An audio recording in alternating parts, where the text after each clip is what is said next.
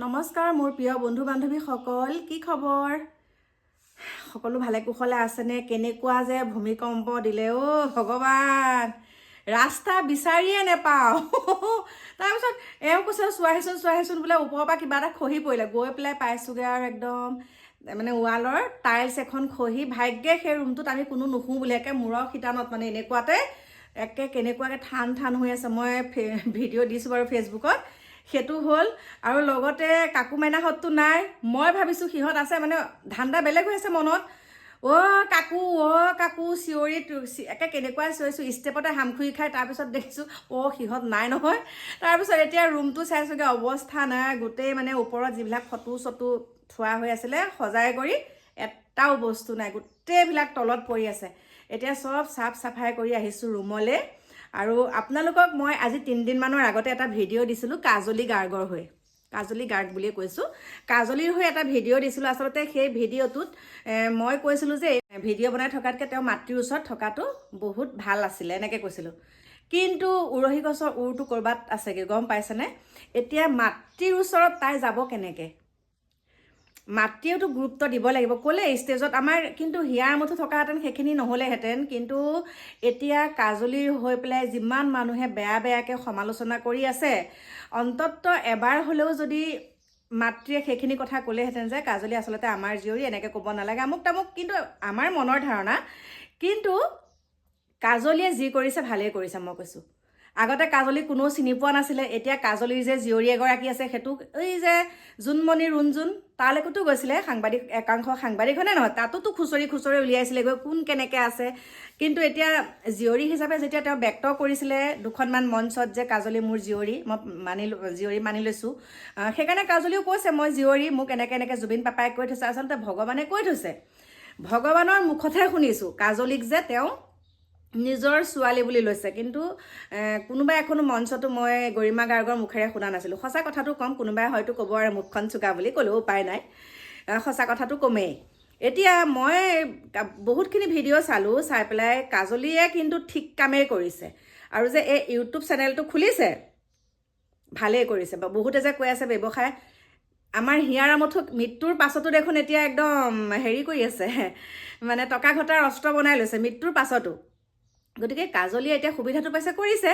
আৰু এই মুহূৰ্তত তেওঁ মাতৃৰ ওচৰলৈ যাব পৰা অৱস্থাত নায়েই, ইমানেই ক'লোঁ। আমিহে ভাবি থাকোঁ কিবা এটা, কিন্তু কথাগুৰি ক'ৰবাত। কাজলীৰ নিচিনা এগৰাকী জীয়ৰীক গৰিমা গাৰ্গে কেতিয়াও বুকুৰ মাজত নাৰাখে দেই, কাৰণ এতিয়া তেওঁ বেলেগ এখন পৃথিৱীত আছে। কাৰণ এতিয়া গৰিমা গাৰ্গে যিখিনি কাম কৰি আছে, সেইখিনি কামৰ মাজত কাজলীক কেতিয়াও সুমুৱাই নলয়। আমি ভাবিছিলোঁ যে সেই যিমানখিনি কাম তেওঁ হাতত লৈছে, তাত অন্ততঃ আমাৰ হিয়াৰ আমঠুৱে যেতিয়া কৈ থৈ গৈছে কাজলীৰ কথা, তাত চাগে কাজলীকো ল'ব, কিন্তু কাজলীক নল'লে।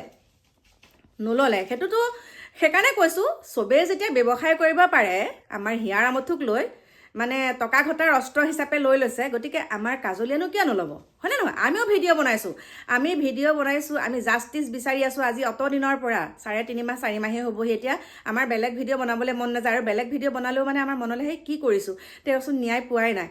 এটা কথাই কওঁ, বহুত কথা ক'বলৈ আছে, আৰু বহুতে জানেও কিছুমান কথা, কিন্তু ব্যক্ত কৰিব নোৱাৰে। আৰু সেই ব্যক্ত কৰিবলৈ হ'লে সৎ সাহস লাগিব, কাৰণ আমি হৈছোঁ সৰু মানুহ। কিছুমান কথা আমাৰ অন্তৰতে খুৰধনি লাগি থাকে, ভাবোঁ কম বুলি, কিন্তু ক'ব নোৱাৰি। কিন্তু কিছুমান ভিডিঅ' যেতিয়া চাওঁ, সেই ভিডিঅ'ৰ তলত যেতিয়া একাংশই কমেণ্ট কৰে, তেতিয়া ভাবোঁ এওঁলোকেতো সেইবিলাক কথাই কৈছে, আমি যিবিলাক মনত ভাবি থাকোঁ সেইবিলাক কথা তেওঁলোকে প্ৰকাশ কৰিছে। গতিকে কাজলীক মই একদম ফুল ছাপৰ্ট এটা কাৰণেই কৰিছোঁ। মই ভাবিছিলোঁ দেই যে কাজলী এইটো কাম ভাল কৰা নাই, জুবিনৰ নামটো লৈ এনেকৈ ভিডিঅ' বনাইছে, জুবিন পাপাৰ ছোৱালী। কিন্তু এতিয়া চালোঁ দেখোন, চালি জাৰি চালোঁ, ঠিকেই কৰিছে। যেতিয়া আত্মীয় লোকসকলেই খেল ধেমালি খেলিব পাৰে আমাৰ হিয়াৰ আমঠুক লৈ, গতিকে কাজলীটো বেলেগহে, হয়নে নহয়? নিজৰটো সন্তান নহয়, গতিকে কথা নাই। কাজলী বুলিয়ে নহয়, যিসকলে এতিয়া আমাৰ হিয়াৰ আমঠুৰ কিছুমান কামক লৈ পেলাই তেওঁলোকে, মই চাই আছোঁ বাৰু, কালিও এটা নিউজ পালোঁ, শিৱসাগৰ তেজপুৰৰ ফালেও তেনেকুৱা কিছুমান কাম হৈছে, আমাৰ হিয়াৰ আমঠুৰ নামত কৰি ফুৰিছে, কিন্তু ধৰা পৰিছে সেয়ে টকা ঘটা অস্ত্ৰ। আজি ময়ো যদি ক'ব পাৰোঁ যে মোৰ এইখিনিতে জুবিনৰ নামত আমুকটো বনাওঁ, তেতিয়া মানুহে নিদিয়াকৈ থাকিব নেকি? সহায় নকৰাকৈ থাকিব নেকি? কাৰণ নামটো কাৰ? আমাৰ হিয়াৰ আমঠু, আমাৰ মানুহ মানে মনুষ্যৰূপী ভগৱানৰ। গতিকে কাজলীক বেয়া পোৱাৰ আগত অকণমান নিজকে মই চালোঁ, কিন্তু কাজলীৰ ওপৰত যেতিয়া ভিডিঅ'টো বনাইছিলোঁ যে এই মুহূৰ্তত এনেকুৱা কাৰণ সেইখিনি অধিকাৰ আমাৰ হিয়াৰ আমঠুৱে দি থৈ গৈছিলে। আৰু এটা কথাই কওঁ, হয়তো বহুতে বেয়া পাব, যে আমাৰ যিটো খাৰঘুলি ঘৰ, আমাৰ হিয়াৰ আমঠুৱে ইমান সুন্দৰকৈ কৈছে যে মোৰ একে শেষ পৰ্যায়লৈকে মই খাৰঘুলি ঘৰতে থাকিব বিচাৰোঁ, তেনেকৈ কৈছিলে। আৰু এতিয়াতো গম পাইছে, আৰু এতিয়া বহুতে আমিতো ইমান আৰু মগজ আমাৰ ইমান ঢুকি নাপায়গৈ, কৈছে যে আজি যদি মই জুবিনৰ নামত কিবা এটা গান গাওঁ বা জুবিনৰ নামত কিবা এখন কিতাপ লেখোঁ, সেইখন তেওঁলোকে মানে অনুমতি নিদিয়ালৈকে আমি একো কৰিব নোৱাৰোঁ। কিন্তু আগতে ভাল আছিলে, খোল্লা মনৰ। এতিয়া জুবিনৰ সমাধিৰ ক্ষেত্ৰলৈ আমি যোন মানুহে নাযাওঁ, সকলোৱে সুন্দৰকৈ যাব পাৰে, তেনেকুৱা ধৰণৰ এটা যদি তাত ব্যৱস্থা কৰি দিলেহেঁতেন, তেতিয়া ভাবিলোহেঁতেন যে আচলতে এই ঘৰটো মানে আমাৰ ৰাইজক দান দিছে বুলি, ৰাইজৰ নামত উৎসৰ্গা কৰিছে বুলি তেতিয়াহে ভাবিলোহেঁতেন। যেতিয়া নেকি সমাধি ক্ষেত্ৰলৈ আমি সকলো মানুহ যাওঁতে তাত পইচা পাতিৰ কোনো ছিষ্টেম নাই, বা সকলোৱে নিজৰ মতবিলাক তাত প্ৰকাশ কৰিব পাৰে, সকলোৱে নিজৰ মতে তাত থাকিব পাৰে, তেনেকুৱা ধৰণৰ অকণমান মানে এতিয়া অনাথ আশ্ৰমবিলাকক দেখা পাইছোঁ, ভাড়া লৈ পেলাই অনাথ আশ্ৰমবিলাক চলাই আছে। যদিহে এটা পাৰ্ট তেনেকৈ তেওঁলোকৰ কাৰণেও যদি দিলেহেঁতেন, বিনামূলীয়াকৈ এটকাও পইচা ল'ব নালাগে, তেনেকুৱা হোৱাহেঁতেনো বেলেগ কথা আছিলে। কিন্তু মইহে কৈছোঁ সেইটো। কিন্তু এতিয়া কথাটো অকণমান বেলেগ ধৰণৰ হ'ল। আমি শুনি আছোঁ দান দিছে, হয় সেইটো দান দিছে, কিন্তু দান কেনেকৈ দিছে? মোৰ প্ৰিয় বন্ধু বান্ধৱীসকল আছে, বহুত কথা মনত খুৰধুৱনি ক'ব লাগি থাকে।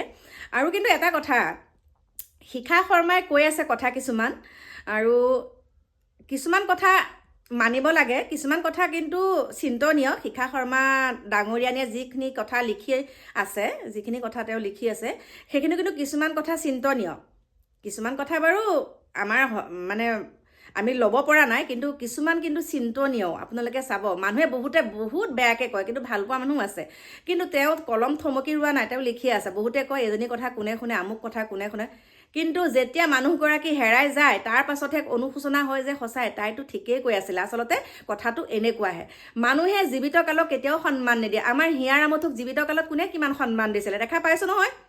আমাৰ নগাঁৱত যেতিয়া আনিছে, আমি কোনে কিমান সন্মান দিছে আমি দেখা পাইছোঁ। ঠিক তেনেকৈ শিখা শৰ্মাকো এতিয়া জীৱিত কালত মানুহে বহুত বেয়াকৈ কয়, কিন্তু তেওঁ নিজৰ স্থিতিত অটল আছে কাৰণে তেওঁ নিজৰ কথাখিনি লিখি গৈ আছে। যোনে যি কৈ থাকক, লেট দেম গো, কিন্তু তেওঁ লিখি আছে। কিন্তু সকলো গ্ৰহণ কৰিব নোৱাৰি, কিন্তু তাৰ ভিতৰতে কিছুমান কথা চিন্তনীয়। আৰু যিসকলে তেওঁ লিখনিৰ তলত কমেণ্ট কৰে, তেওঁলোকক মই চাৰ্চ কৰি চাওঁ, মানে তেওঁলোকতো বহুত গণ্যমান্য ব্যক্তি হয়, বহুত গণ্যমান্য ব্যক্তি। গতিকে মোৰ প্ৰিয় বন্ধু বান্ধৱীসকল, মোৰ ক'ব লগা এইখিনি আছিলে। আমি জাষ্টিচ পাওঁ নে নাপাওঁ ভগৱান জানে।